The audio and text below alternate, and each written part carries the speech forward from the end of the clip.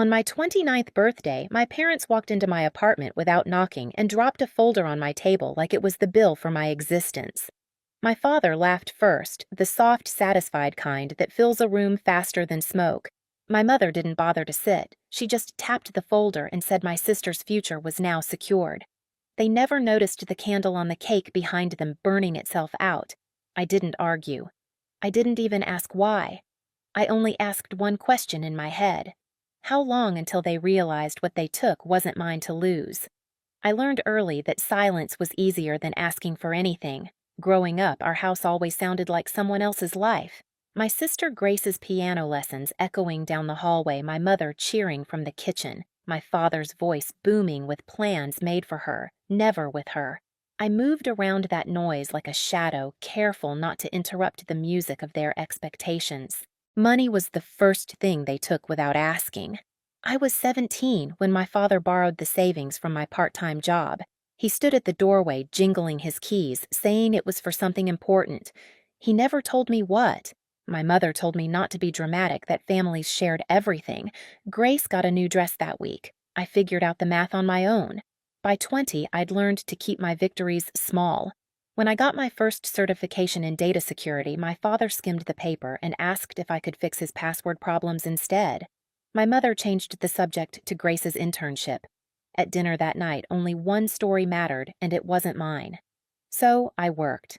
Quietly, consistently.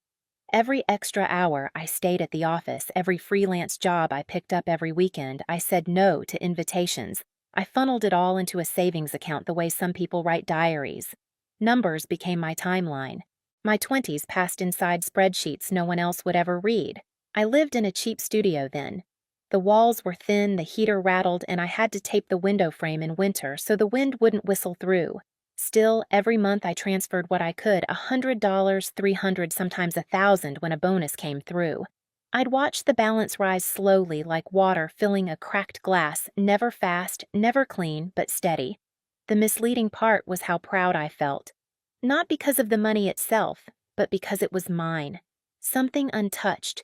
Something no one had rewritten or redirected to Grace.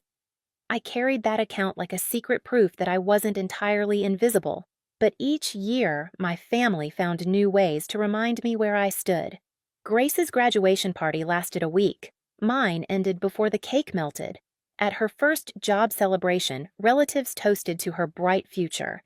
When I earned a promotion, my father handed me a list of bills he needed me to cover just this month. My mother smiled in that soft, pitying way and said I didn't mind helping. Everyone nodded, assuming generosity was my personality instead of my only choice. The worst moment came 6 years ago. I had just finished a major project, the kind that changes careers. I walked into my parents' living room expecting, even hoping for a small acknowledgement. Instead, they were already mid-conversation about Grace's newest idea. I stood there holding my folder like a guest who'd arrived at the wrong house.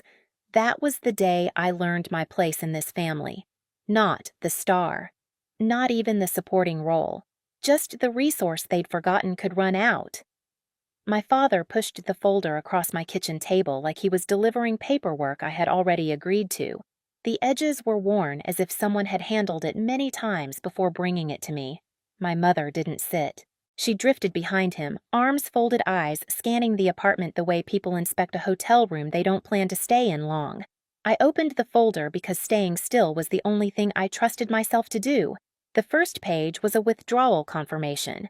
The number at the bottom didn't make sense at first. My brain refused to attach meaning to something so clean, so absolute.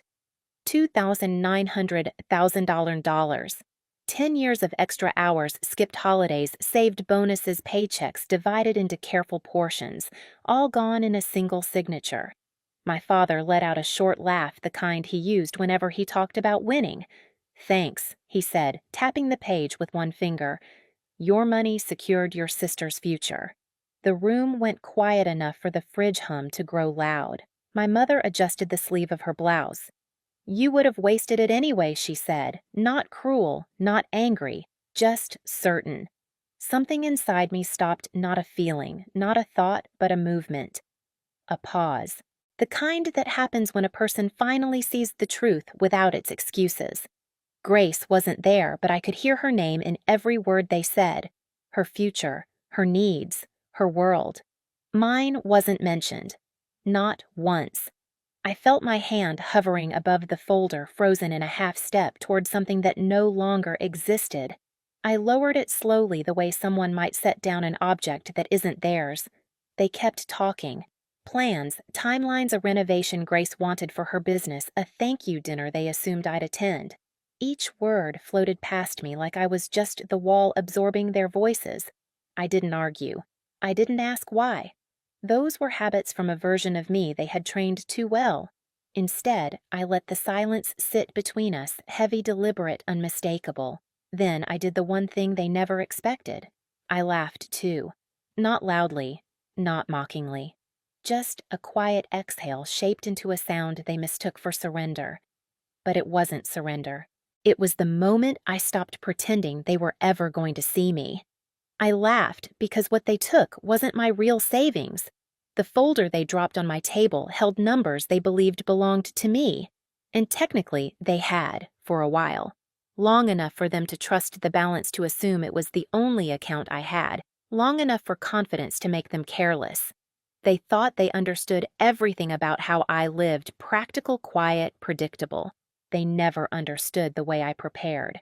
3 years earlier, on a late night in my office, I created a parallel structure, a decoy account that mirrored my real savings in pattern, only deposits at consistent intervals, amounts reasonable enough to pass as authentic transfers in a cadence identical to the way I'd built my life. But its purpose was never to be spent. It existed to be touched by the wrong hands. On the morning after my birthday, the apartment was silent again. The folder sat exactly where my father had pushed it, its corner slightly bent from where my thumb had rested. I made coffee, watched the steam rise, and set the mug beside my laptop. It was a small ritual, the kind that steadies a room. I opened my logs. Every transfer ever made to the decoy account was organized in a spreadsheet with timestamps, notations, and a color-coded column for expected behavior. I had mapped the exact moment when a suspicious withdrawal would trigger a fraud alert from the system I'd helped design years before. The flags were already active. The moment they'd accessed that money, the algorithm would start its quiet work. The real savings, untouched, lived somewhere else entirely. I scrolled through the audit trail. I'd built the replication of deposit patterns, the mirrored balances, the deliberate absence of any personal bills or payments that would tie the account to my daily life. It was clean, suspiciously clean. And that was the point. My parents had taken something that looked like a life's worth of work, not knowing it had been engineered for exactly this. I sent a single text to my lawyer. They accessed the flagged account. A moment later, proceed. No explanation, no lecture, no outrage.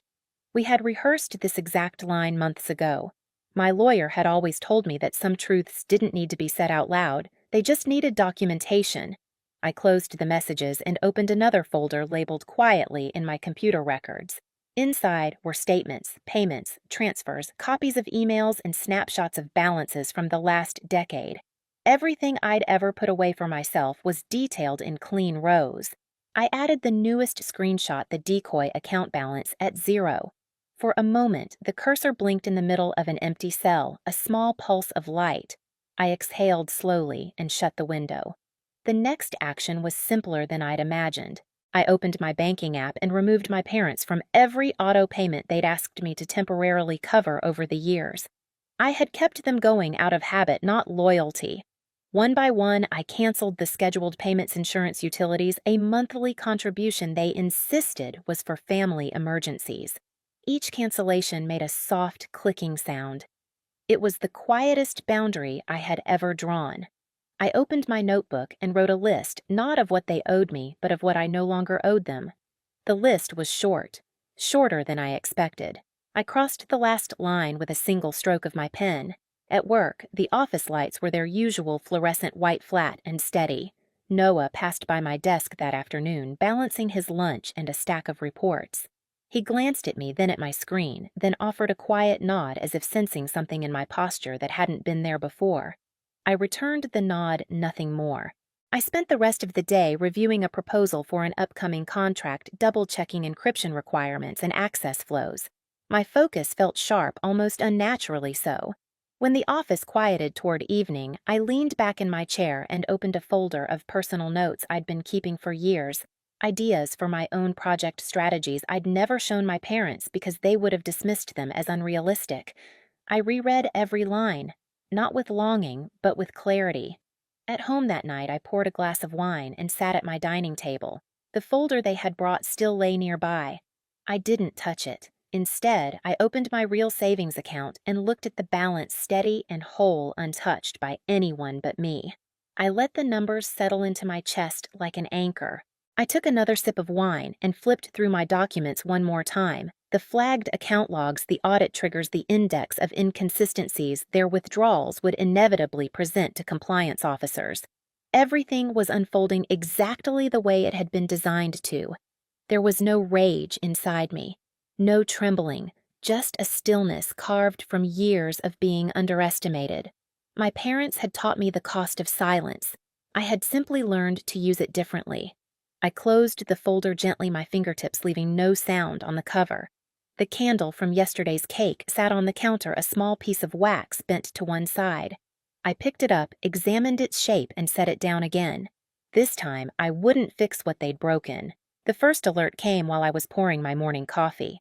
A soft vibration on the counter, the screen lighting up with a notification from the bank. Unusual activity detected.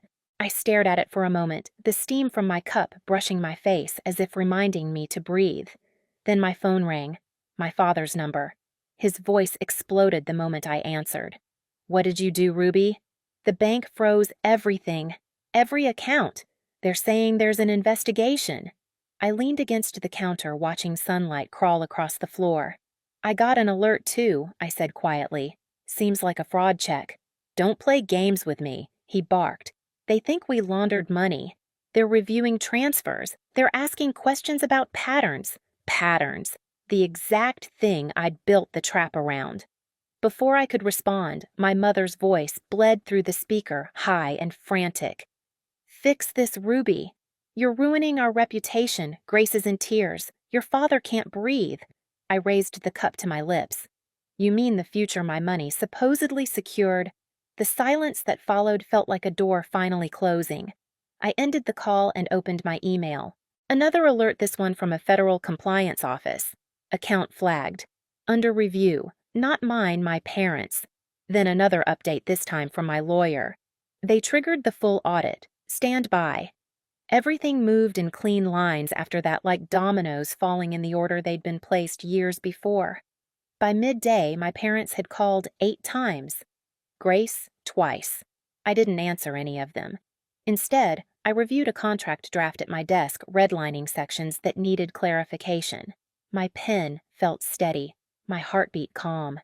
That evening, the news ran a short segment. Local couple under investigation for suspected financial misconduct. The camera caught my parents outside their home, my father arguing with someone off frame, my mother shielding her face from the reporter's questions. Their expressions were a mirror image of the arrogance they'd worn in my apartment. Only now the confidence was gone. I watched the screen in silence, letting their voices fade into background noise. The room felt still lit only by the glow of the TV. The next morning brought escalation. A hard knock rattled my apartment door, urgent, uneven. I opened it to find my mother standing there, hair unbrushed, perfume mixed with panic. She pushed past me before I said a word. "Ruby, listen to me," she said, pacing like a trapped animal. "Investigators came to the house. They asked about wire transfers, missing statements. Your father almost passed out. This can't be happening, not to us." I leaned against the counter, the same place I'd stood when they told me they'd taken everything. My voice stayed even. "I told you not to touch what wasn't yours." She froze. "We're your parents. Everything we did was for the family."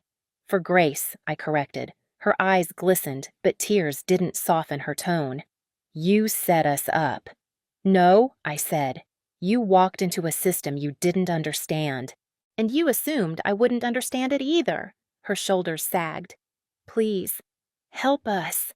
I didn't respond. There was nothing left to negotiate.